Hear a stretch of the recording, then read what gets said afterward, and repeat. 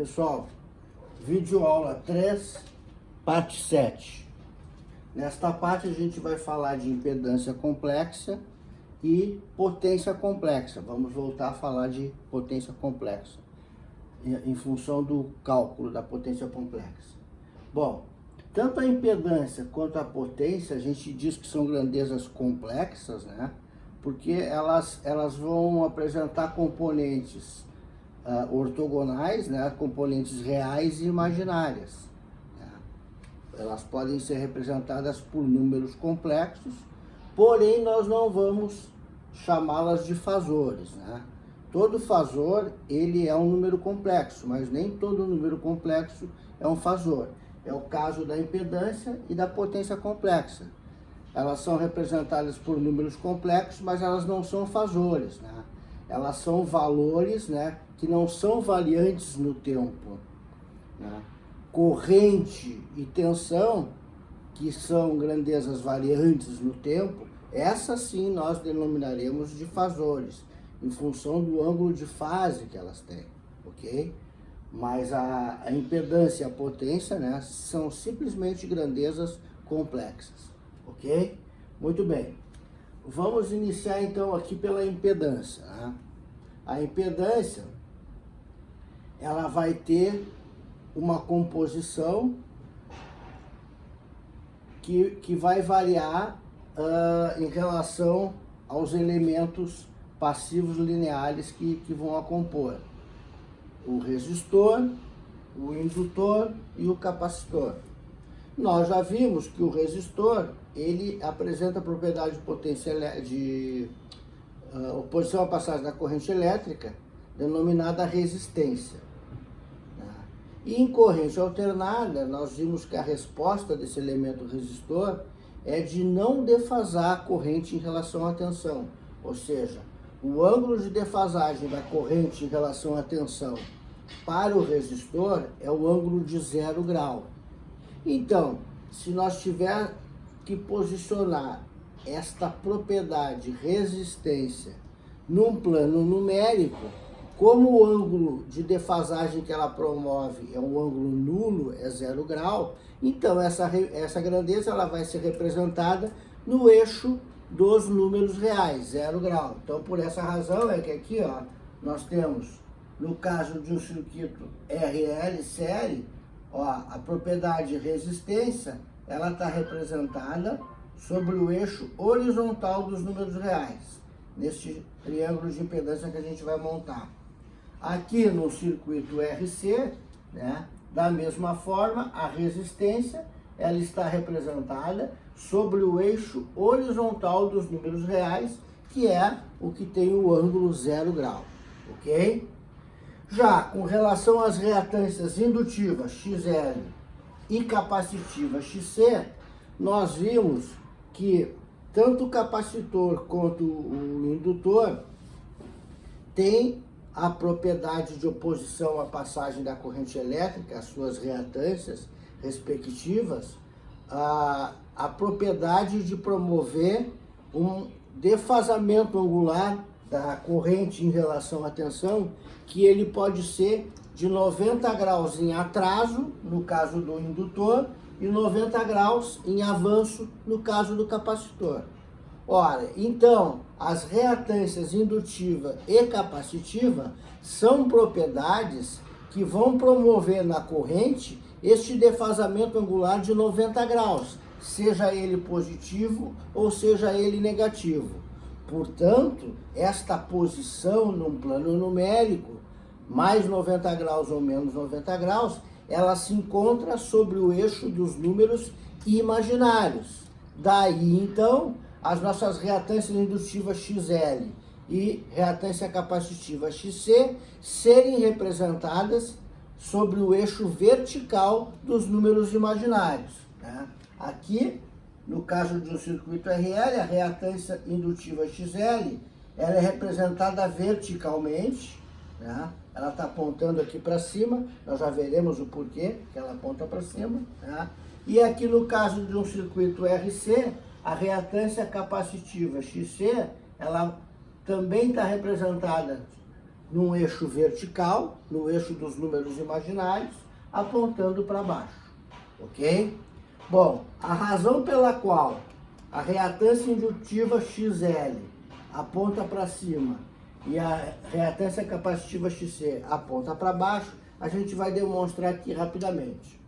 Entretanto, é importante salientar que aqui, nesses dois exemplos de circuito, no RL e no RC, vocês podem observar que o valor das reatâncias XL e XC, eles estão representados como componentes imaginárias de um número complexo, porém, não utilizando mais a letra I, aquela letra I de imaginário raiz de -1, convencionada matematicamente.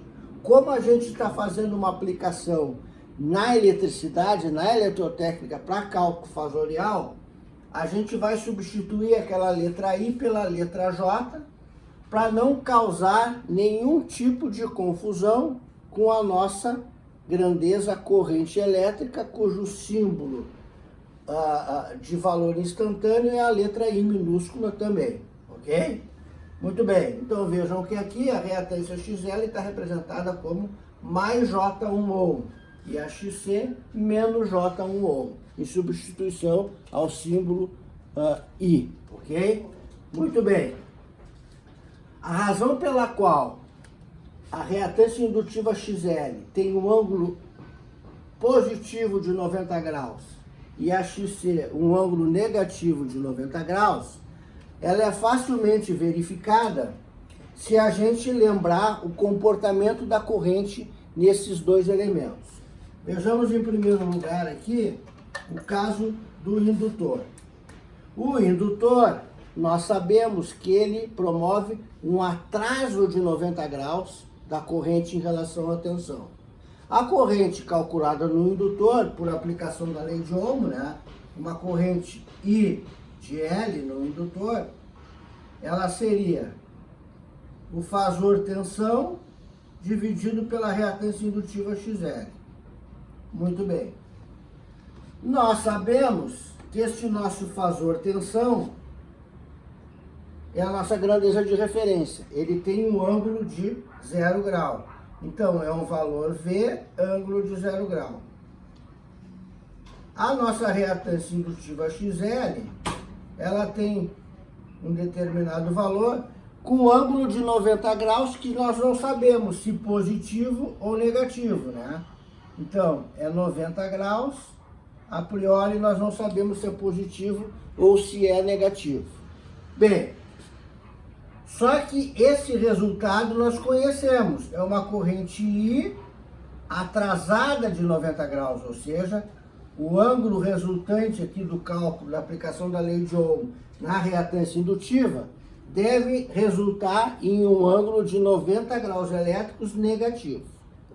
Nós aprenderemos logo a seguir, ao realizar operações com os números complexos, né, que a operação de divisão ela é uma operação muito mais fácil e rápida de ser realizada com notação polar, ok? A regra para dividir na notação polar ela é muito simples. Quando a gente está dividindo dois números complexos em notação polar, nós dividimos as magnitudes ou módulos, né? E os ângulos a gente simplesmente subtrai o ângulo do numerador pelo ângulo do denominador. Ora, então aqui, esse ângulo de menos 90 graus, ele é resultante da subtração do ângulo do numerador 0 grau pelo ângulo do denominador, que a gente não sabe se é mais ou menos 90. Tá? Aqui a gente a princípio não sabia se é mais ou menos 90. Por inspeção agora a gente vê que ele realmente é mais 90 graus, porque deve ficar 0 grau menos 90 graus vai resultar em 90 graus negativo. Então, o ângulo da reatância indutiva XL, ele é 90 graus positivo, aponta para cima.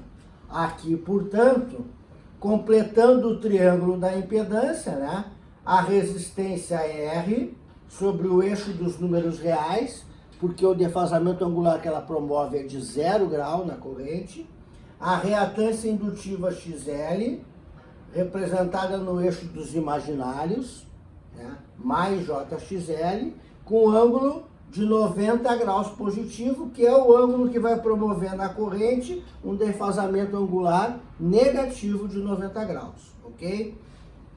A hipotenusa desse triângulo formado pelas componentes real e imaginária, né, resistência e reatância indutiva XL, nós denominamos de oposição equivalente da associação dos elementos, né? É a resultante total do circuito. É a nossa impedância complexa, cujo símbolo é a letra Z maiúscula, e também vai ser medida em ohms, ok? Se nós fôssemos representar agora aqui a nossa impedância complexa como um número complexo em notação retangular, né, do tipo R é igual a mais IB, né, ficaria Z é igual a R mais JXL. Então vejam, esta aqui é a representação da nossa impedância complexa em notação retangular. O mesmo vai ocorrer aqui para o nosso circuito RC, ok? A princípio, a nossa dúvida seria se a nossa reatância capacitiva XC tem um ângulo positivo ou negativo de 90 graus. Né? Da mesma forma que a gente procedeu para o caso da reatância indutiva, nós vamos proceder para o caso da reatância capacitiva. Nós sabemos que a corrente num capacitor, ela estará avançada de 90 graus em relação à tensão. A corrente no capacitor, pela lei de Ohm, ela é calculada pelo quociente entre o fasor tensão e a reatância capacitiva XC. O fasor tensão é a nossa grandeza de referência, tem um ângulo de 0 grau. A reatância capacitiva XC, ela tem um ângulo de 90 graus, só que a princípio nós não sabemos o sinal, se positivo ou negativo. Entretanto, sabemos que vai resultar em uma corrente avançada de 90 graus, ou seja, 90 graus positivo, ok? Ora, pela aplicação aqui da metodologia de cálculo de divisão de números complexos em notação polar, o valor, a magnitude da corrente I vai resultar da divisão de V por XC, tensão por reatância indutiva. Dividimos os módulos ou magnitudes. O ângulo de 90 graus positivo, ele vai resultar da subtração do ângulo do numerador pelo denominador. Então, nós teremos aqui 0 grau subtraído desse 90 graus com um sinal que, a princípio, nós desconhecemos. Ora, que sinal tem que ser esse aqui para que resulte em mais 90 graus? Deverá ser um sinal negativo, porque daí o nosso cálculo vai ficar 0 grau menos 90. Então, esse menos vai inverter esse sinal e vai resultar em mais 90 graus. Portanto, a nossa reatância capacitiva XC, ela é representada com um ângulo de 90 graus, formando novamente um triângulo de impedância, né, cuja resistência é a componente real, representada no eixo dos números reais, 0 grau, porque o defasamento angular que ela promove na corrente é de 0 grau. E a reatância capacitiva XC, representada no eixo vertical, no eixo dos números imaginários, com ângulo de menos 90 graus, porque com um ângulo de menos 90 graus, na hora de fazer o cálculo da corrente, este ângulo de menos 90 graus na reatância vai promover um ângulo positivo de 90 graus na corrente, um avanço na corrente em relação à tensão, que é a característica do capacitor, esse avanço de 90 graus elétricos ou 1/4 de ciclo. Né? Então, nós temos aqui o triângulo de impedância, né? Nesse exemplo de circuito, a impedância expressa em notação retangular, do tipo R é igual a mais ou menos IB, né? Seria R menos JXC. Então essa é a representação da impedância sob a forma de retangular de número complexo, ok? Muito bem. Agora vamos examinar cada um desses dois casos numericamente, tá? Aqui onde a gente supôs os valores das propriedades de um ohm iguais, para simplificar o cálculo, mas não precisar fazer muita conta.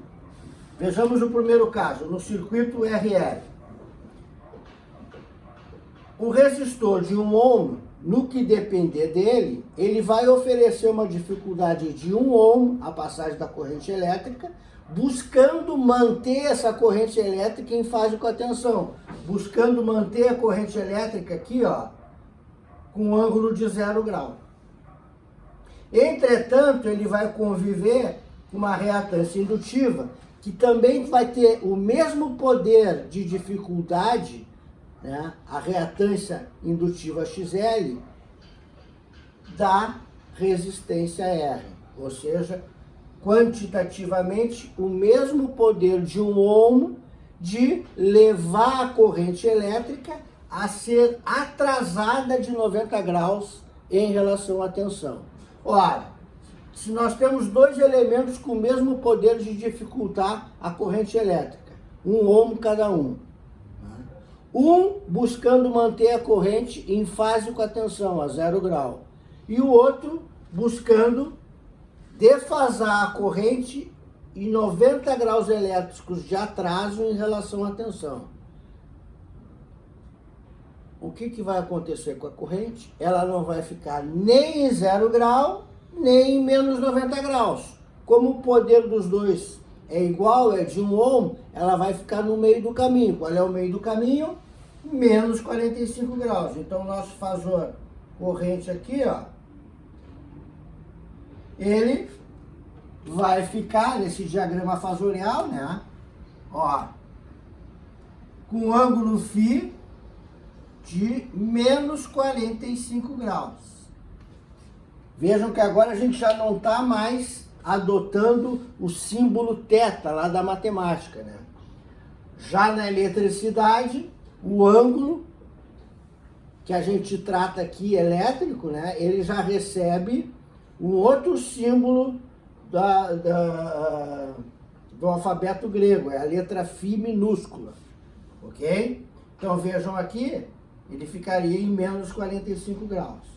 No caso do capacitor, fazendo a mesma análise, né, no circuito resistivo capacitivo, com o mesmo poder de oposição, 1 ohm cada um, no que depender do resistor, esta corrente vai permanecer em fase com a tensão, vai permanecer aqui a 0 grau. No que depender do capacitor, essa corrente ficará avançada de 90 graus em relação à tensão. Como ambos têm o mesmo poder de oposição, 1 ohm cada um, a corrente não vai ficar nem em 0 grau, nem em mais 90 graus. Ela vai ficar no meio termo. Qual é o meio termo? O meio termo é 45 graus. Então, o nosso fasor corrente aqui, ele estará 45 graus em avanço em relação à tensão. Ou seja, o nosso ângulo φ aqui será de mais 45 graus. Ok? Muito bem. Nós sabemos que a potência elétrica total de um circuito é a composição da potência ativa e reativa, P e Q. A essa resistência total nós denominamos potência aparente S. E ela, já vimos também, resulta na hipotenusa do triângulo de potências, né? Onde a base é a potência média, ativa, útil ou real P, né? Está a 0 graus sobre o eixo dos números reais, e a altura é a potência reativa Q, que está sobre o eixo vertical, o eixo dos números imaginários, porque ela é uma potência que é transmitida por correntes que estão defasadas de 90 graus em relação à tensão.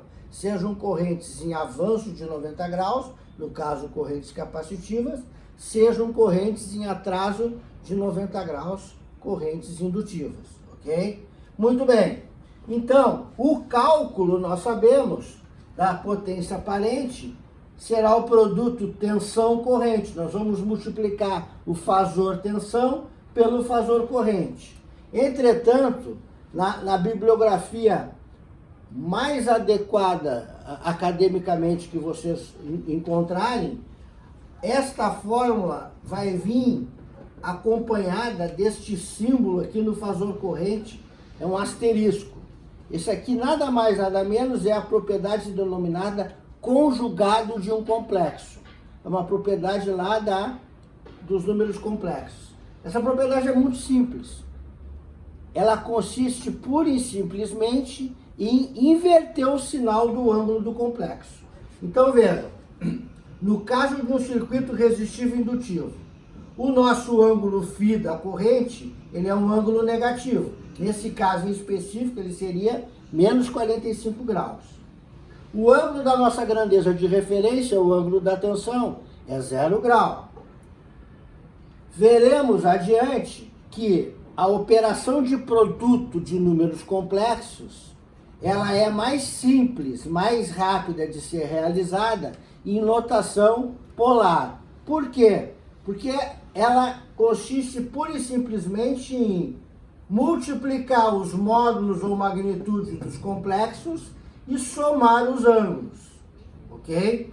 Então vejam, se nós não colocássemos este asterisco, essa operação conjugada na corrente, este produto ia ficar V vezes I e a soma dos ângulos ia ficar 0 grau menos φ. Ia resultar aqui uma potência aparente com um ângulo menos φ. Ora, se esse ângulo ficasse menos φ, o triângulo de potências de um circuito resistivo indutivo ia ficar voltado para baixo. Só que isto desconfortou a grande maioria dos autores, né?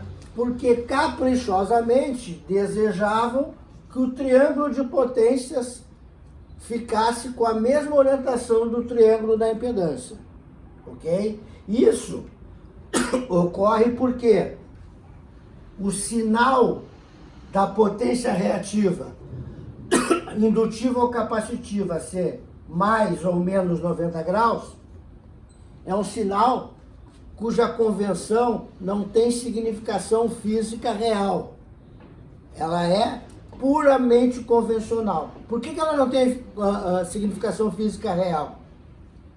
Porque uma potência reativa aqui, o sinal dela não existe. Ela, na média, ela é zero. Ela carga e descarga. Qual é o sinal de uma potência que, na média, é zero? Não tem sinal, nem positivo, nem negativo.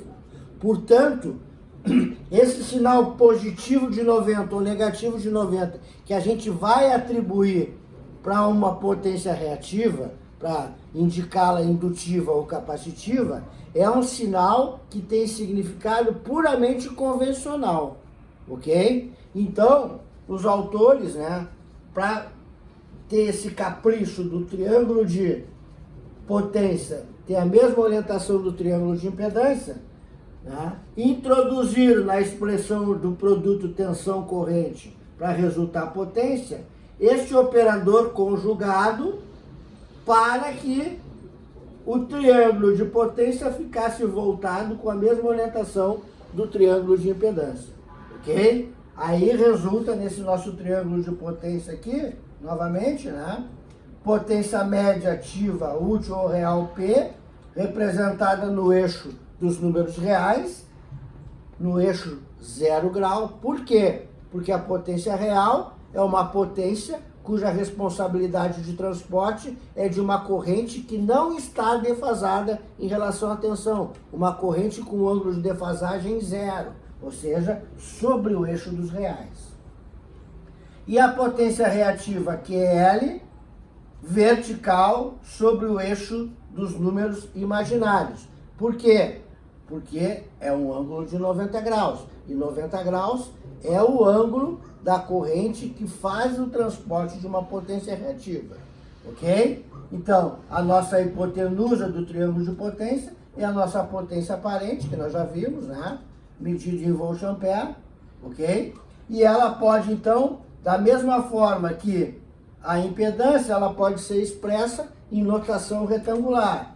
Então, a nossa potência aparente S em notação retangular, ela tem a componente P real e a componente imaginária mais JQL.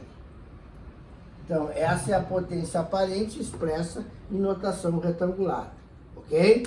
O mesmo processo é feito aqui para o caso do circuito resistivo capacitivo. No cálculo da potência aparente, a gente faz o produto fasor tensão, fasor corrente com este conjugado para tornar o triângulo de potências com a mesma orientação do triângulo de impedância, voltado para baixo, com ângulo de menos 90 graus. Então, observe. O fasor tensão aqui, ó, ângulo de 0 grau, porque é a nossa grandeza de referência. O fasor corrente, nesse caso, teria um ângulo positivo de 45 graus. Seria um ângulo mais φ. Se nós deixássemos esse produto assim, V vezes I, o resultado aqui, ó, seria 0 somado com mais φ, seria mais φ. E este triângulo de potência ficaria voltado para cima, ao contrário do triângulo da impedância, que é um capricho convencional que a grande maioria dos autores não ficou satisfeita. Por essa razão, a gente faz esse ajuste de colocar o operador conjugado no fasor corrente. Ele inverte o sinal da corrente antes de proceder ao cálculo do produto. Aí vai ficar 0 somado com menos φ, e o triângulo de potência ficará voltado para baixo, tal qual o triângulo de impedância. Mais uma vez aqui, essa nossa potência aparente S, escrita em notação retangular, ficaria S é igual a componente real ou ativa P, somada com a componente imaginária ou reativa menos JQC. Então, P menos JQC. Esta é a representação retangular da nossa potência complexa S. Ok? Bom, em resumo então, pessoal, em eletricidade, o ângulo formado de uma grandeza complexa ou de um fasor com o eixo dos reais, ele deixa de ser simbolizado pela letra θ do alfabeto grego, né? Aquela convenção matemática que consta nas calculadoras, e passa a ser simbolizado pela letra φ minúscula do alfabeto grego. A denominação deste ângulo φ em eletricidade, o nome desse ângulo φ em eletricidade é ângulo de fase. A unidade de medida do ângulo de fase φ em eletricidade é grau elétrico. Nós sabemos que graus elétricos traduzem na realidade um tamanho de tempo de defasagem em avanço ou em atraso, ok? Muito bem. Qual é o significado físico do nosso ângulo φ de fase em um circuito elétrico? O significado físico do ângulo de fase φ em um circuito elétrico é representar a defasagem da corrente em relação à tensão. Se o ângulo φ é negativo, a corrente está atrasada em relação à tensão. Se o ângulo φ é positivo, a corrente está avançada em relação à tensão. Tal qual nós vimos nesses dois exemplos. O primeiro, um circuito de natureza resistiva e indutiva, ele não vai estar nem em fase com a tensão, porque não é um resistor puro, e nem puramente indutivo, atrasado 90 graus em relação à tensão. Vai ficar no meio termo, então vai ficar um atraso de 45 graus, um ângulo, ó, menos 45 graus. Corrente atrasada em relação à tensão em 45 graus elétricos. No segundo exemplo, não é um circuito puramente resistivo, a corrente não vai ficar em fase com a tensão a 0 grau, e também não é um circuito puramente capacitivo, onde a corrente ficaria avançada de 90 graus em relação à tensão. Vai ficar um ângulo positivo, neste caso 45 graus, porque as duas propriedades têm o mesmo valor, ok? Então, um ângulo de defasagem mais 45 graus significa, nesse circuito, a corrente estará 45 graus avançada em relação à tensão, ok? Então, para concluir, observem que o ângulo φ em qualquer circuito elétrico, todo e qualquer circuito elétrico, o ângulo φ ele vai aparecer acompanhando sempre três grandezas elétricas. Ele vai acompanhar a corrente, vejam aqui, ó, a corrente, ela tem aqui um ângulo φ. Ele vai acompanhar a impedância, vejam no triângulo de impedância está aparecendo aqui o ângulo φ. E ele vai acompanhar a potência aparente. Vejam aqui, no triângulo de potência aparece o ângulo φ. Numericamente, ele é o mesmo ângulo sempre, seja na corrente, seja na impedância, seja na potência aparente. Aqui o mesmo caso, seja na corrente, seja na impedância, seja na potência aparente. Qual é a diferença? A diferença é o sinal. O sinal verdadeiro do ângulo φ é o sinal com o qual ele se apresenta na corrente. Porque lá ele vai atender a seguinte convenção. Se ele for negativo, corrente em atraso. Se ele for positivo, corrente em avanço. O sinal com o qual ele aparece no triângulo de impedância e no triângulo de potência sempre vai ser invertido em relação ao sinal com o qual ele aparece na corrente. Vejam, no circuito RL, a corrente tem um ângulo φ negativo. Ela está atrasada em relação à tensão. Só que no triângulo de potência e no triângulo de impedância vai aparecer com o sinal positivo.